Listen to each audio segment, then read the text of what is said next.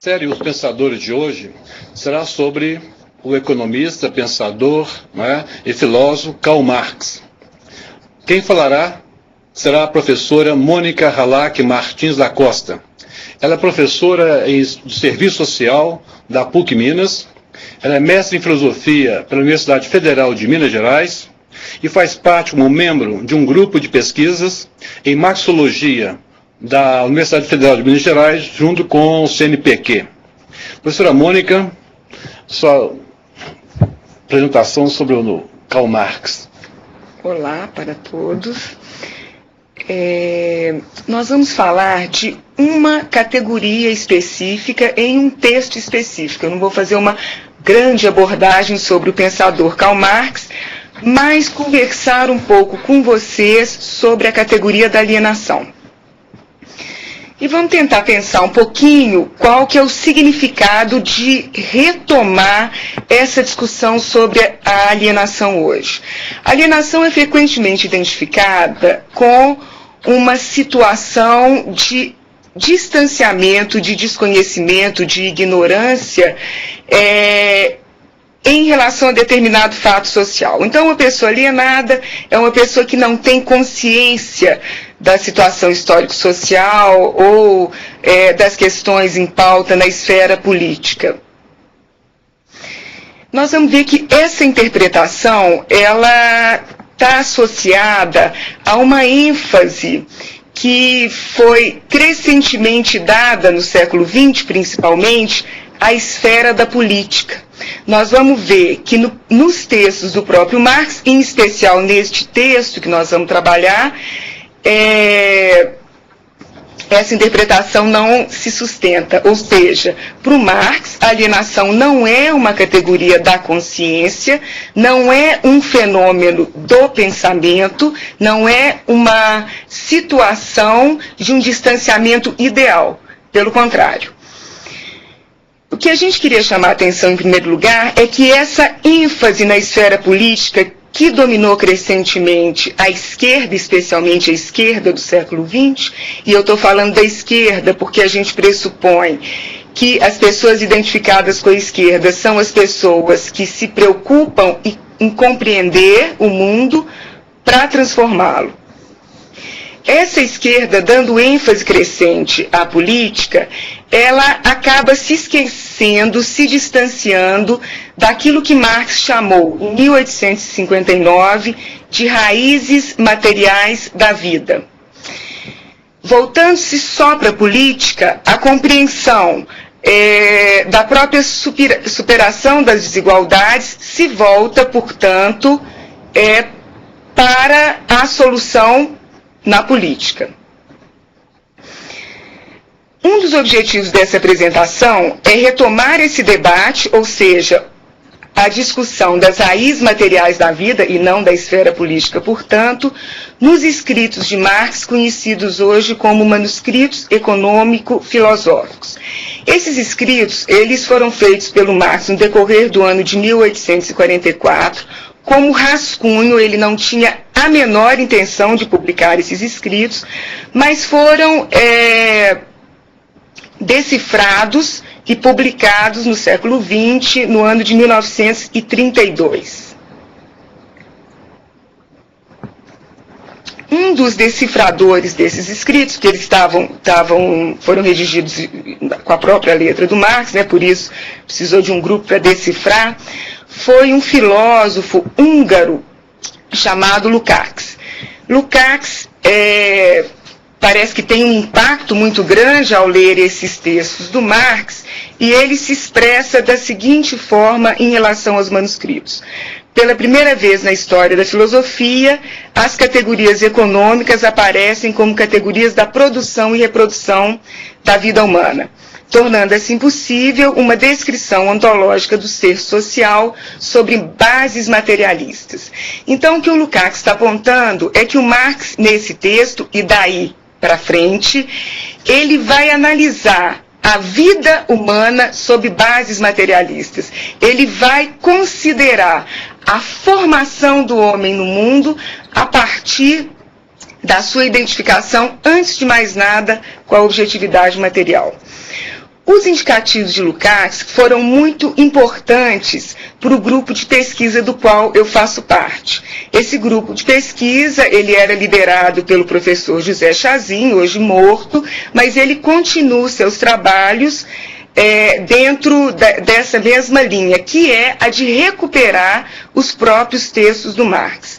O Lukács foi muito precioso no início do trabalho desse grupo, porque ao recuperar a análise das bases materiais da vida no próprio Marx, ele nos ajuda a visualizar muitos elementos das obras de Marx que ficaram perdidas no século XX, exatamente em função da ênfase dada à política, especialmente em relação ao Marx, devido ao o que a gente chama de socialismo realmente existente, né? Ao que aconteceu no leste europeu, que acabou, em relação a Marx, nos distanciando muito mais do que nos aproximando do que ele próprio escreveu. Então, essa aproximação do Lukács mostrou para a gente alguns elementos importantes da análise do Marx que estavam perdidos. Nesse sentido, eu vou iniciar a análise dos manuscritos com um procedimento que não foi o procedimento próprio do Marx. Eu vou esclarecer isso um pouquinho. As análises do Marx partem sempre, e isso está presente desde os manuscritos até o Capital, até os textos posteriores ao Capital, do aparente, do que se dá imediatamente, do que nós podemos ver imediatamente. E é uma análise que se constrói dentro de um contexto complexo, é uma análise sempre historicamente situada. O meu procedimento aqui vai ser um procedimento de dissecar, como um anatomista, como um biólogo.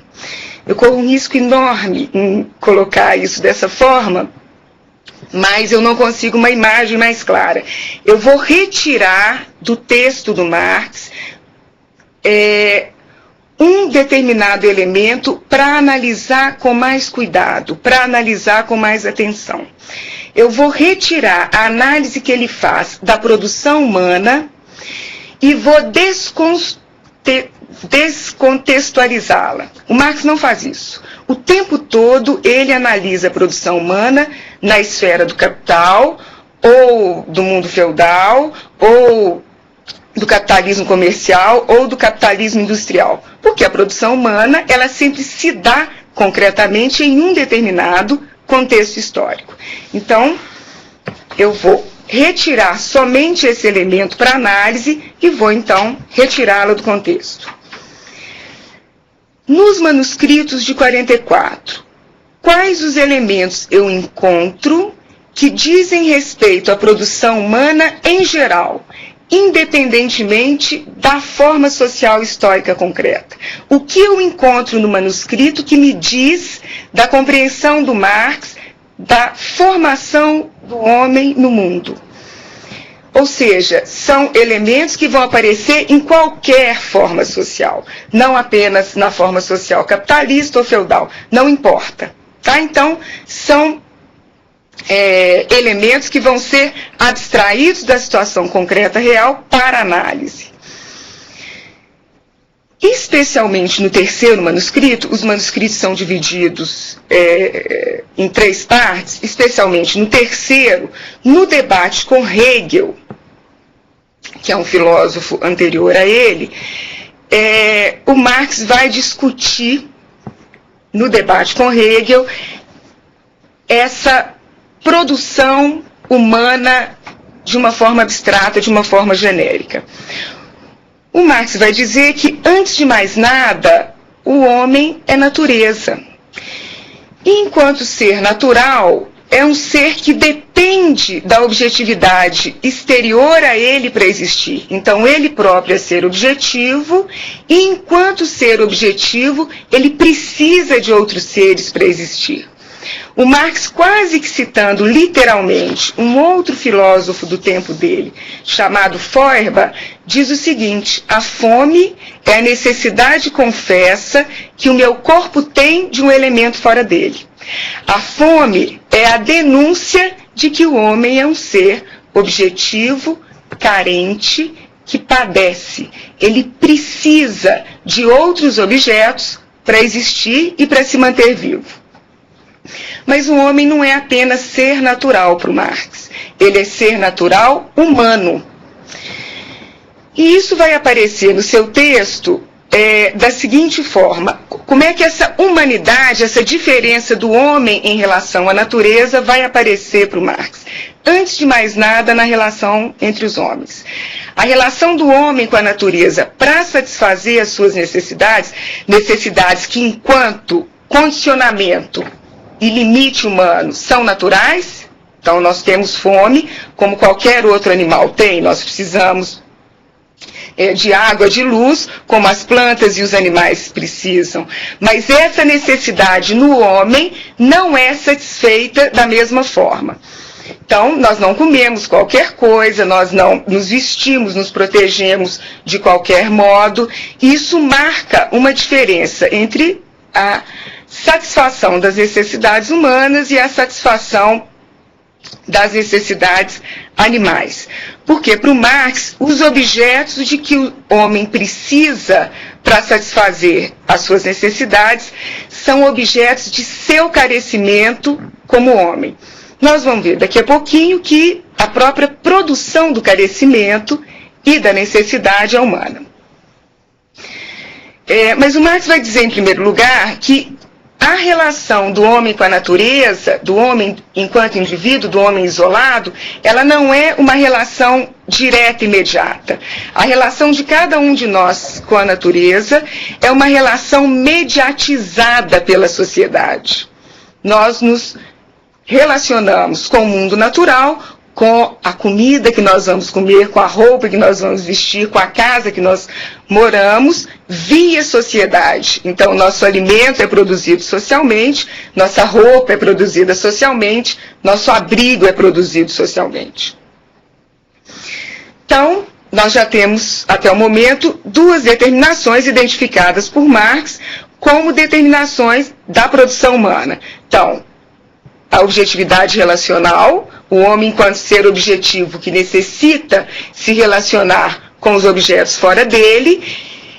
Essa relação é uma relação social, então, antes de mais nada, o outro objeto do homem é o próprio homem, e é nessa relação com os outros homens que o homem se reproduz a si próprio enquanto homem.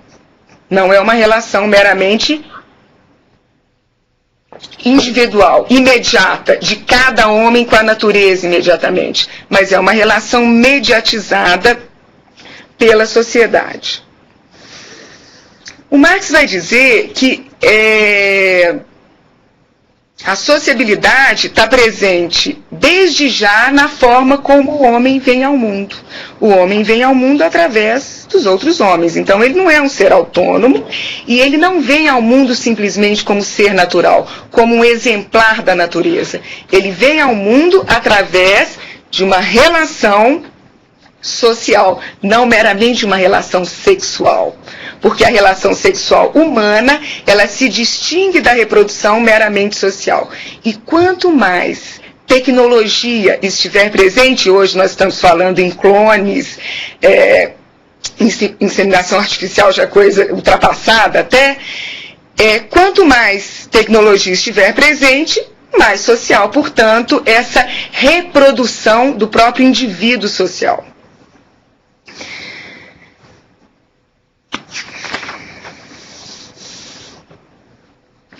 Para o Marx, não é possível separar indivíduo de sociedade. O indivíduo só existe em sociedade e a sociedade só é a sociedade dos indivíduos. Não existe indivíduo fora da sociedade. Um indivíduo fora da sociedade, alguém que, como Tarzan, como uma lenda, foi criado fora do meio social, ele não é um indivíduo humano ainda. Ele pode ter as capacidades, as potencialidades humanas enquanto potencialidades, mas que não vão se expressar enquanto atualização humana, porque não está em contato com os outros homens. Então, para o Marx, indivíduo e sociedade são apenas expressão plural e singular de um único ser, de um único ente no mundo, que é o ser social. Então, o indivíduo, ele porta em si, com toda a contraditoriedade que a sua individualidade carrega, ele porta em si a historicidade, as contradições, as angústias humanas, de alguma forma, sociais, e a sociabilidade, em seu conjunto, vai representar, por sua vez, as contradições aí da convivência entre os vários indivíduos na sua atuação e situação no mundo concreto. Então, para o Marx, não tem como eu separar sociedade e indivíduo. E é exatamente no mundo social que a produção do homem no mundo se dá. Nós vamos entrar aqui num terceiro elemento, numa terceira determinação que a gente identifica nos manuscritos, dessa produção humana em sua forma abstrata. O Marx vai dizer, então, que o caráter social é o caráter de todo movimento. Assim como é a própria sociedade que produz o homem enquanto homem, assim também ela, a sociedade, é produzida por ele. E isso vai se dar como? Em primeiro lugar, o que me diz que os homens, que a produção humana é distinta da produção da natureza? A objetividade, os objetos concretos que o homem produz. Normalmente, quando a gente pergunta qual a diferença entre o homem e os outros animais e a natureza, a gente imediatamente identifica o pensar, a consciência. Mas eu enxergo a consciência? Eu vejo a consciência? A partir de que eu identifico a consciência? O Marx vai mostrar que imediatamente a gente identifica a produção humana via objetos humanos, objetos que são produzidos socialmente, objetos que não estão presentes na natureza do modo como eles aparecem enquanto produto humano.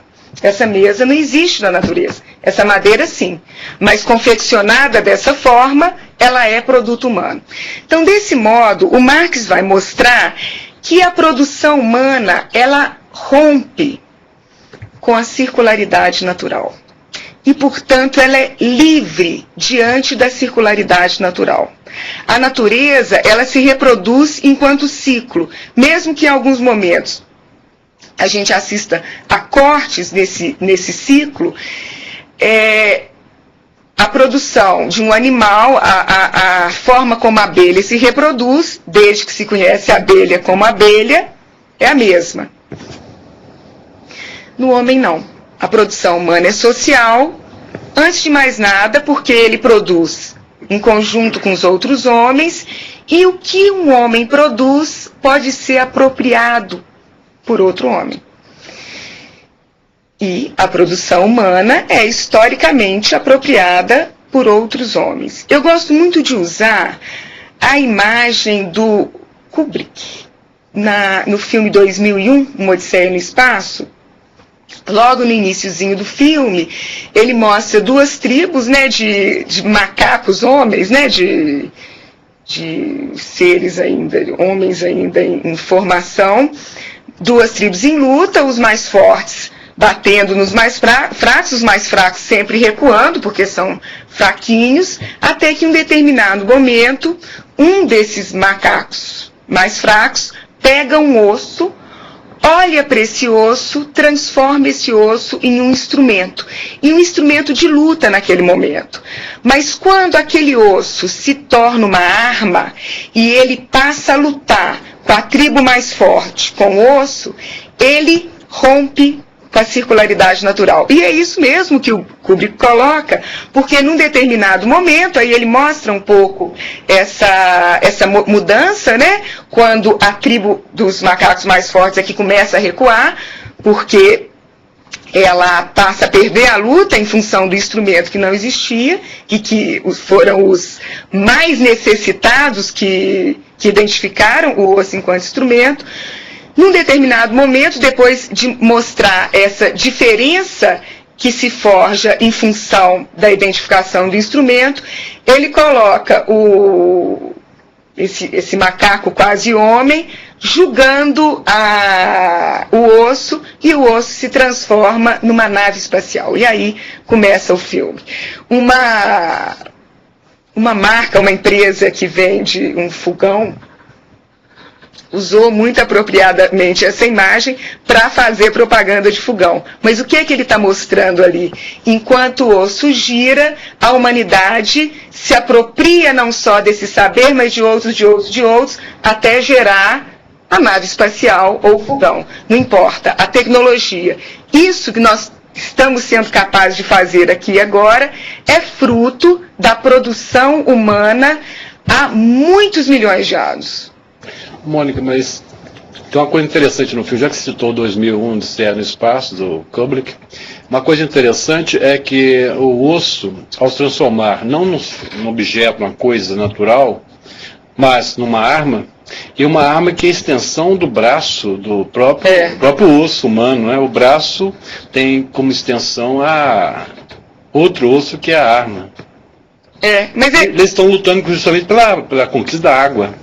Estão em tal lugar, o primeiro conjunto lá não deixa o outro grupo se aproximar, é pela água, pela sobrevivência, é a luta pela sobrevivência. Exato. É exatamente isso que o Marx vai discutir nessa passagem. A luta pela sobrevivência é o primeiro impulso dessa produção, desse rompimento, dessa ruptura em relação à natureza. E ela se faz pela violência, não pela cooperação. Exato. Mas essas coisas não são tão separadas. E no próprio filme isso aparece. Dentro da tribo existe uma cooperação. Eles começam até, no filme, é claro que isso é o tal duelo perdido, né? Possivelmente a gente nunca vai conseguir recuperar o que a gente gostaria de recuperar. Mas a cooperação e a violência não são necessariamente coisas distintas socialmente, não é verdade? Isso a gente vê até hoje. O conceito de cooperação é atual, mas lógico que nunca pensaria em cooperação. Mas a atitude pela posse da água não é de cooperação, nem de luta. Isso é conceito pós. Mas são tribos, não são indivíduos isolados. São tribos que têm uma certa linguagem, uma certa troca e uma identidade, e lutam com outras tribos. O conceito é novo, mas a associação, ela está presente, né? Tanto que a própria figura do indivíduo, enquanto indivíduo que pensa e se desenvolve por si mesmo, ela é muito recente na história humana. Né? Nós podemos identificar da modernidade para cá. O Chazinho usava muito o Shakespeare, e especialmente o Romeu e Julieta, para identificar na arte o nascimento da individualidade. Inclusive a ideia de que eles morrem para que o desejo individual sobreviva, né? Eles são de famílias, tribos, são de famílias que disputam, não podiam se unir pelo casamento e acabam morrendo pelo desejo individual, pela vontade individual, que naquele momento não era valor, não era no momento do Shakespeare. Narrado filme. Porque lá não havia, lógico, não havia um indivíduo lá na história do filme. Você está falando do 2001? 2001. No Shakespeare, sim. No Shakespeare tudo bem, porque aí o indivíduo luta pelos seus valores, há uma característica pessoal na briga lá e tal. Pois é, por isso que é interessante a gente identificar, e é essa a grande riqueza do Marx, que a produção, que ao mesmo tempo é disputa, é violência, ela é produção da individualidade, das possibilidades do indivíduo. É contraditório. A gente está muito acostumado a pensar as coisas de forma linear e a identificar um processo a partir de uma perspectiva. E nem sempre isso é possível, né? Eu costumo brincar com os meus alunos que a gente está acostumado a identificar pau é pau, pedra é pedra. Mas um pedaço de madeira pode ser uma arma, uma mesa ou uma obra de arte, assim como uma pedra. Não é? Nós não não temos uma possibilidade dada e determinada em cada ato histórico, em cada ato humano. Isso o Marx tem uma expressão que é muito interessante, que é o esterco das contradições, né? É a sujeira, mas é ao mesmo tempo uma doação de vida, uma perspectiva de vida. Então é difícil da gente só negar, quando na verdade tem uma afirmação nessa negação. E na esfera da produção humana, isso está presente o tempo todo. O Marx vai fazer uma pequena análise da distinção entre atividade humana e atividade animal, que é interessante a gente acompanhar um pouco mais de perto. Ele vai dizer que o animal é uno. Ele vai dizer, olha, o animal também produz. Mas ele produz para si e para suas crias. Ele produz de uma forma unilateral. O animal é uno com sua produção. Ele não se distingue da sua produção. Ele é essa produção. Quando eu falo, ele é natureza. Ele é natureza. Ele está tão ligado à natureza que ele é a natureza, ele não se distingue da natureza. Isso. Não sabe que a natureza é separada dele. Não, porque não é. Não, no caso do animal não é mesmo. Não é separada. Exato. A diferença, então, da produção humana em relação à produção animal é que o homem se distingue da sua própria produção. E se distinguindo da sua própria produção, a natureza é para ele objeto. Então, ele se coloca diante da natureza enquanto sujeito que pode transformá-la em objeto seu. O Marx vai colocar, então, que a diferença da atividade humana para a atividade animal é que o homem rompe com a circularidade natural, que, portanto, a produção humana é livre da circularidade natural. E porque ela é livre, ela é consciente. O Marx coloca livre e consciente, não consciente e livre. Por quê? Porque é ao constatar que a objetividade humana é distinta dos objetos naturais, é que se constata que existe um distanciamento entre a circularidade natural e a objetividade que o homem produz, e, portanto, que essa objetividade é fruto de um ser-saber humano. O Marx vai colocar dessa forma: o homem não é apenas ser natural, é ser natural humano, e enquanto tal, eu estou citando literalmente, ele deve atuar e confirmar-se tanto em seu ser quanto em seu saber. E o seu saber se confirma, se atualiza nos objetos materiais concretos que ele produz. Só que o Marx vai dizer uma outra coisa muito interessante também. Ele vai dizer que o homem é tanto mais universal do que o animal, quanto maior é o âmbito da natureza de que ele se apropria. O animal, cada animal, se apropria de um determinado pedacinho da natureza para se reproduzir, para se manter vivo. O homem não. Ele vai ampliando cada vez mais o âmbito da natureza, que se torna seu objeto de atuação. Ele amplia, ele se universaliza diante da natureza, diante da sua própria objetividade. E o Marx vai dizer também que nessa relação cada vez mais diversificada com a natureza, o homem põe em movimento elementos cada vez mais diversificados de sua própria natureza. O que ele diz é que os nossos próprios sentidos se produzem socialmente na lida com a objetividade cada vez mais social. Então nós aprendemos a ouvir, ouvindo, aprendemos a ver, vendo. Ele vai dizer que o olho se fez olho humano, assim como o seu objeto se tornou objeto humano.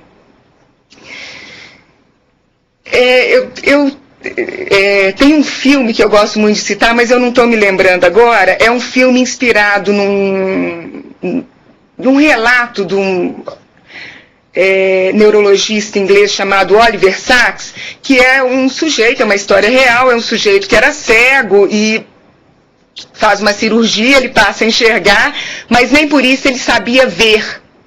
ele reconquistou a capacidade visual, mas ele teve que aprender a enxergar em terceira dimensão. A gente aprendeu isso muito pequenininho, então para a gente parece que é natural. E nesse filme é interessante que mostra exatamente isso. Ele, em determinado momento, vai para uma clínica especializada e a pessoa, o especialista da clínica, explica exatamente isso. A gente tem que aprender a enxergar, aprender a escutar. E esse aprendizado é para a vida toda. Nós todos que estamos aqui vivendo esse mundo, estamos aprendendo a ver, ouvir, escrever, ler o tempo todo. Vendo, ouvindo, etc. E como é que essa relação se dá? O Marx vai dizer que, subjetivamente considerado, é primeiramente a música que desperta o sentido musical do homem. Para o ouvido não musical, a mais bela música não tem sentido algum. Porque eu só vou alcançar aquele objeto que meu próprio sentido tiver formação, tiver condição de apropriação. Então, a apropriação humana, ela é universal, mas ela precisa ser preparada. Por isso que a fase de formação da criança, não só da criança, é claro, ela vai se estender por toda a vida, mas a fase de formação da criança é muito importante. Os nutricionistas hoje sabem disso, eles têm orientado, né? Eu trabalho na área de saúde, eu acabo então dando muito exemplo na área de saúde, mas eu tenho escutado os nutricionistas orientando as mães em relação à formação do paladar da criança, né? A gente era muito acostumado a dar muito açúcar, a criança então cresce gostando muito de doce, e isso vai trazer problemas para ela e tal, mas a ideia que eu quero trazer aqui é justamente a de formação dos sentidos, né? Nós moramos aqui no Brasil, estamos acostumados com uma determinada alimentação, do outro lado do mundo as pessoas estão acostumadas com outra alimentação, porque foram formando o seu paladar. Podemos nos apropriar de outras formas de alimentação? Claro, e nós fazemos isso o tempo todo. E vamos aprendendo, ampliando os nossos próprios sentidos, formando humanamente os nossos próprios órgãos do sentido. Então, nós produzimos não só o objeto exterior, nós produzimos a nós próprios enquanto homens, cada vez mais humanos. Aí o Haroldo poderia considerar, mas por outro lado, nós produzimos cada vez mais armas, produzimos cada vez mais destruição. Ok, tudo isso é verdade e nós vamos chegar nisso daqui a pouquinho. Quando a gente for trabalhar na linha que o próprio Marx trabalha. Mas, ao produzir a bomba atômica ou todas as armas que nós vimos agora recentemente sendo utilizadas na guerra do Iraque e dentre outras, o homem está cada vez mais ampliando as suas possibilidades diante do mundo. Que essas possibilidades ampliem também as possibilidades de destruição, não resta a menor dúvida. Que o homem tenha só um caminho a seguir, de forma alguma. Tem vários. E quanto mais ele amplia a sua produção, mais possibilidades ele abre. E não necessariamente ele tem que fechar. E isso é difícil para a gente, né? Porque a nossa compreensão é de que nós estamos só fechando. Não, nós estamos abrindo. A formação social pode não estar valorizando algumas aberturas. Pode estar identificando de uma forma mais evidente, clara e aberta algumas portas. Mas humanamente, nós temos um leque enorme de possibilidades, um leque muito maior do que o homem tinha no mundo feudal, ou no início do capitalismo comercial. Então, vamos para frente um pouquinho. Então, vejam bem, para Marx, a formação dos 5 sentidos é tarefa, é trabalho de toda história universal. É uma tarefa para o resto da vida humana. Enquanto a humanidade existir, os sentidos humanos estão se produzindo socialmente. eles nunca estão prontos, nunca estão formados. Portanto, a produção de necessidades é também uma produção humana. Então, restringir a produção humana, a produção da sobrevivência física imediata, é limitar o homem a uma necessidade naturalizada e não a uma necessidade cada vez mais social. A necessidade humana é cada vez mais social. Nós vamos agora dar um salto na nossa tematização, nós vamos sair dessa análise abstrata, dessa análise fora do contexto concreto, objetivo da produção, e vamos tentar acompanhar rapidamente a linha de raciocínio que o próprio Marx constrói no primeiro manuscrito. O primeiro manuscrito nós não temos ainda uma tradução, se eu não me engano, recentemente foi publicada uma tradução do texto integral, eu ainda não tive acesso, mas certamente até o final do ano passado, por exemplo, os Pensadores, você só tem o terceiro manuscrito, nós temos uma produção portuguesa, mas em português aqui, uma edição confeccionada aqui no Brasil, a gente ainda não tinha. No primeiro manuscrito, o Marx faz, primeiro, várias citações dos economistas. Ele trabalha com cópias dos economistas clássicos que ele tinha acesso na época dele.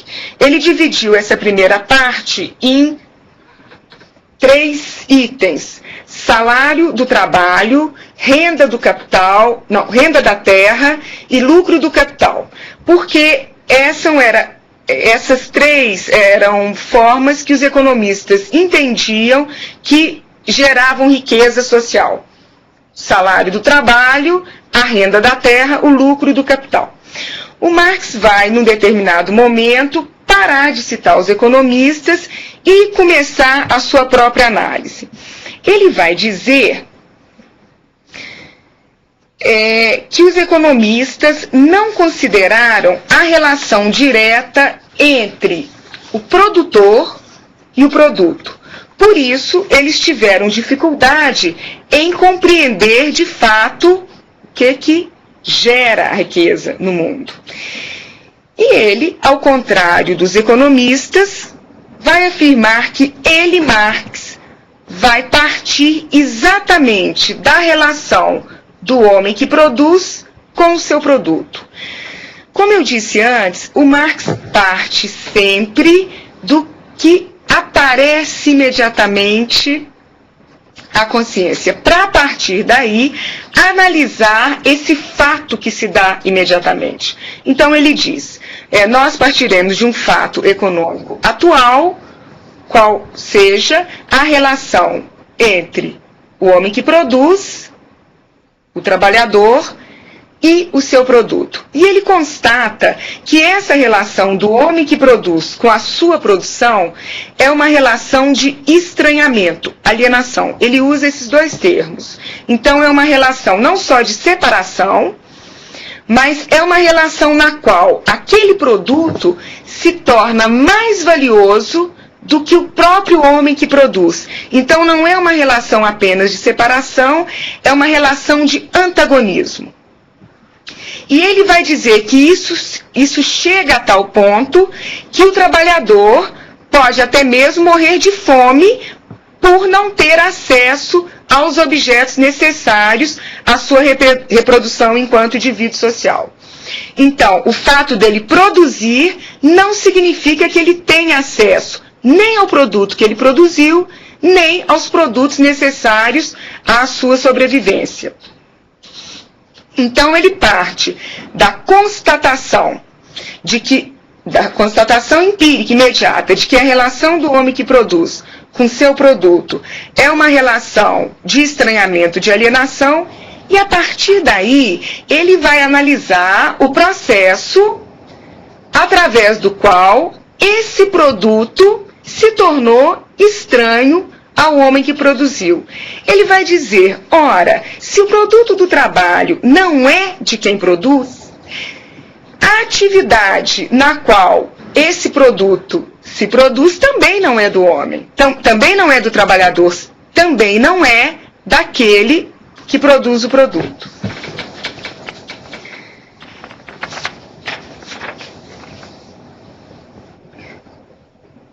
Isso significa para ele que a atividade, vocês estão lembrados que para ele a atividade humana distingue o homem da atividade animal.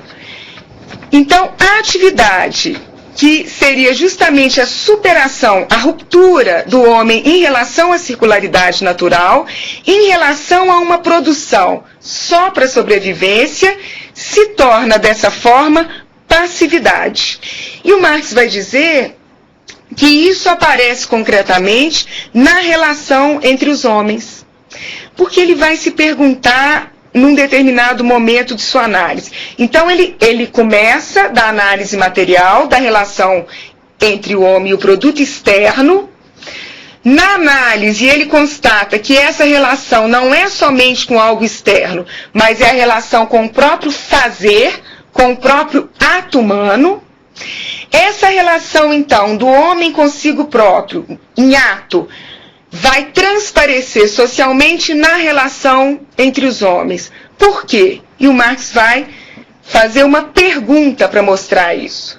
Ele vai se perguntar, se o produto do meu trabalho não me pertence, se a minha atividade não me pertence, a quem ela pertence? De quem é esse produto? De quem é essa atividade? O Marx vai dizer, pertence a outro homem. Então, vejam bem, o Marx chega na propriedade privada como resultado da análise do trabalho, de uma forma de trabalho na qual o homem que produz não é dono nem do seu produto, nem da própria atividade, e, portanto, ele está numa situação de oposição em relação àquilo que a humanidade produz para se manter e para se ampliar enquanto humanidade. Então, ele encontra a relação do trabalhador com outro homem que é dono do seu trabalho e do seu produto a partir da análise do trabalho. Com isso, ele mostra que a propriedade privada é, portanto, fruto, resultado do trabalho alienado, e não o contrário, como acreditavam os economistas clássicos, como acreditam muitos ainda, com a ideia que retorna hoje, através de algumas análises, de que o capitalismo é a forma eterna do homem se reproduzir, que a apropriação privada dos meios de produção é, portanto, a única forma de produzir riqueza e de estimular a produção humana. E o que aconteceu no leste europeu, infelizmente, acabou por confirmar isso, né? Uma produção estagnada que acabou levando os liberais a poderem, com mais tranquilidade, dizer, tá vendo? A produção humana, ela só se amplia via disputa, via concorrência. Essa concorrência é, de fato, necessária, não tem jeito do homem, da humanidade, continuar sua reprodução sem apropriação privada. Então, essa análise, essa discussão que nós estamos fazendo, pretende justamente recolocar isso em xeque, no momento em que acredita-se que a história acabou, né? No sentido de que chegamos ao último patamar das possibilidades de incremento ou de organização social. A produção do capital é a forma eterna, é o pleno desenvolvimento humano colocado na sua forma superior. Não existe nenhuma possibilidade do homem superar e abrir novos horizontes para além do capital. Parece fora de moda, né, dizer isso que eu estou dizendo, mas o que os elementos do texto do Marx trazem para a gente é que essa possibilidade existe mesmo quando eu não posso enxergá-la no horizonte imediato, né? Provavelmente isso não vai acontecer hoje nem amanhã, pode ser que isso nunca aconteça. Não existe nenhum determinismo, não existe no próprio Marx e na história menos ainda, né? Não existe nada que determine que necessariamente o homem vá superar o capital, mas essa possibilidade está dada pela própria forma da organização humana, pela própria perspectiva que o trabalho, enquanto ruptura com a circularidade natural, abre para o homem. Ela está dada socialmente, o que significa que os homens a compreendam e muito menos que eles consigam hoje se mobilizar para criar alternativas sociais para o mundo do capital hoje. Pelo contrário, o que a gente tem assistido socialmente é um refluxo do movimento do trabalho, em especial dos sindicatos, né, de forma mais evidente, justamente em função das contradições cada vez mais perversas que o próprio capital produz, mas, ao mesmo tempo, a produção humana ela vai se ampliando de tal modo que a concorrência e a disputa passam a ser não mais tão interessantes para a produção como há alguns anos atrás. Especialmente com a informática, com o avanço tecnológico, o avanço científico, em algumas áreas, apesar da competição na universidade, por exemplo, estar cada vez mais acirrada, em algumas áreas a competitividade é muito mais empecilho do que incentivo à produção. E em algumas atividades, em relação a alguns produtos, é cada vez mais difícil do capital controlar a produção. Por exemplo, a reprodução pirata, né, que tem sido tão combatida, e no interior do capital, é claro, ela tem que ser combatida mesmo, mas ao mesmo tempo ela aponta para a ampliação da produção humana para além de uma forma social em que você tenha que pagar e tenha que cobrar pela produção intelectual, por exemplo, né? Ou pela produção artística, ou pela produção, intelectual. Os livros, os CDs podem ser reproduzidos tranquilamente por um custo muito mais baixo. E isso é cada vez mais difícil de ser controlado. Bem, eu não vou me estender muito mesmo, porque a gente não vai ter tempo para isso. Eu queria voltar, então, para a gente fechar, na compreensão comum, né, a compreensão mais usual de alienação, que era de uma situação identificada com uma idealização. Então, como eu disse no início, é dito que uma pessoa alienada é uma pessoa que não tem consciência de uma determinada situação política, de uma determinada situação social. Ora, reconhecendo então a compreensão do Marx sobre a própria produção humana no mundo, nós podemos pensar que tomar consciência dos estranhamentos da alienação significaria superar os estranhamentos da alienação? Não. Tomar consciência simplesmente de que a produção humana é alienada e de que os homens se produzem de forma alienada do mundo do capital, não derruba o capital, não modifica a forma de produção, não altera em nada o nosso dia a dia enquanto trabalhadores que produzimos e somos expropriados dia a dia no nosso trabalho. Marx tem uma coisa muito engraçada, porque ele fala, nunca entendeu tanto de capital e mesmo assim não tinha capital algum para sobrevivência. ele estava vivendo uma situação de penúria nos anos que escreveu o Capital, e numa carta a Engels ele diz literalmente isso que o Haroldo está falando. E depois tem uma outra história muito curiosa dele, só para interrompendo aí, é uma história muito curiosa que ele vendia o casaco dele, o casaco de frio, né? Vendeu várias vezes, penhorava o casaco, depois não tinha dinheiro para resgatar o casaco no frio e tal. Pois é, então para vocês verem que conhecer, isso qualquer bancário sabe também, né? Lidar com o capital, não precisa ser lidar intelectualmente, de forma alguma. Lidar com o dinheiro não supera seu estranhamento em relação ao dinheiro. Mas, só para a gente fechar, isso não significa de forma alguma que a compreensão das questões em pauta no mundo histórico-social não sejam importantes, ao ver de Marx, para superar essa alienação, superar essas dificuldades, enfrentar esses estranhamentos gestados, né, na vida social.